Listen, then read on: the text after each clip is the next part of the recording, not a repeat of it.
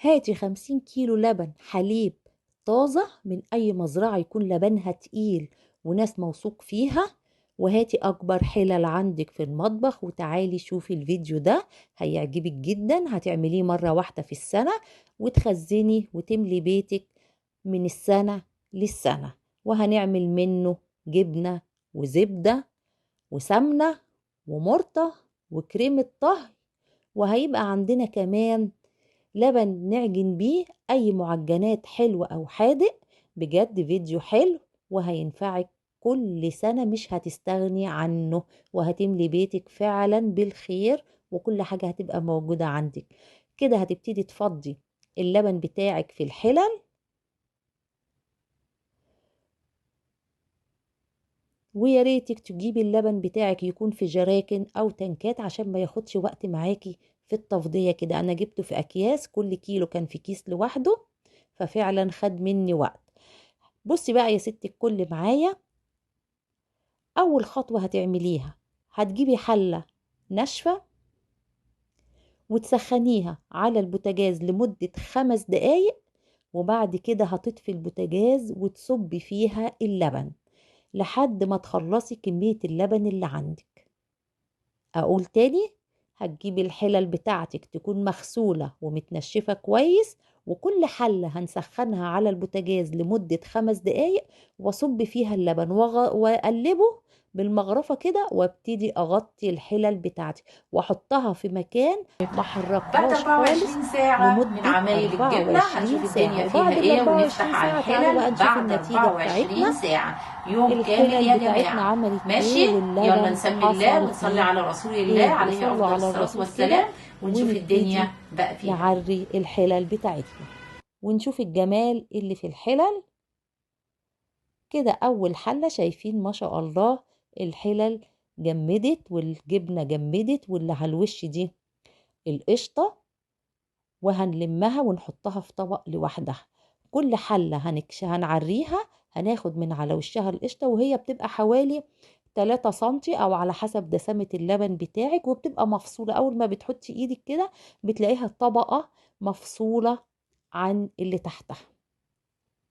هتجمعي كل وش الحلل في طبق كبير لوحده.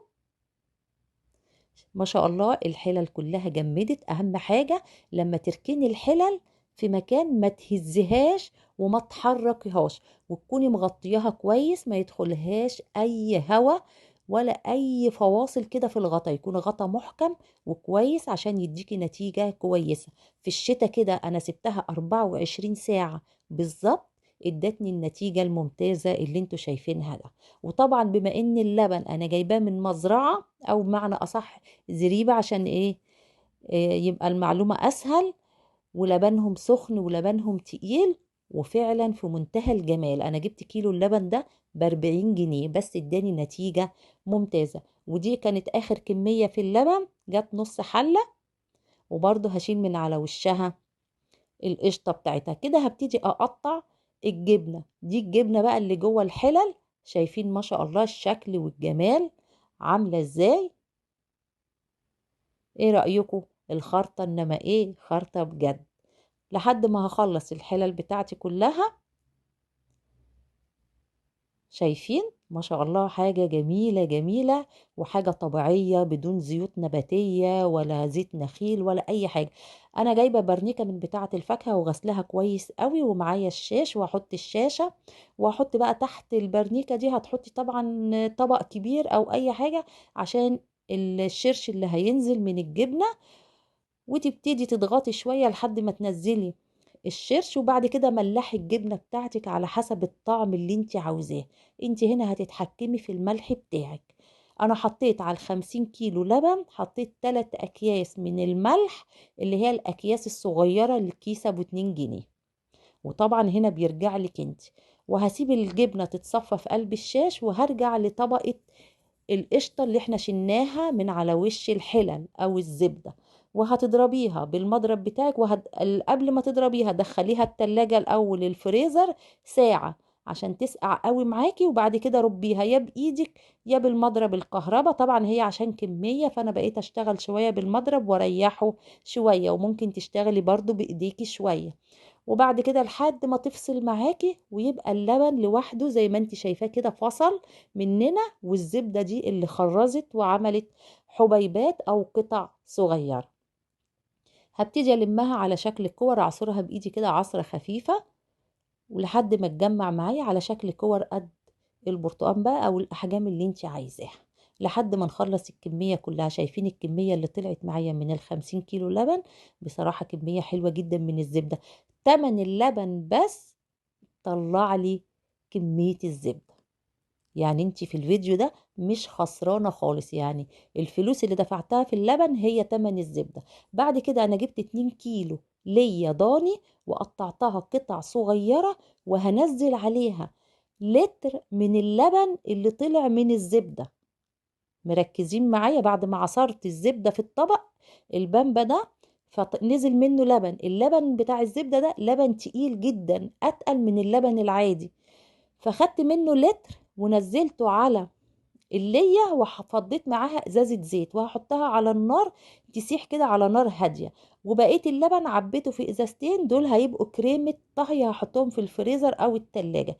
كده بعد الدهنة اللية بتاعتي مسلت مع الزيت مع لتر اللبن اللي انا حطيته بتاع الزبدة. بصراحة طعم الزبدة يعني ما تقوليش ان هي لية خالص، وممكن تستخدمي دهن جاموسي عادي.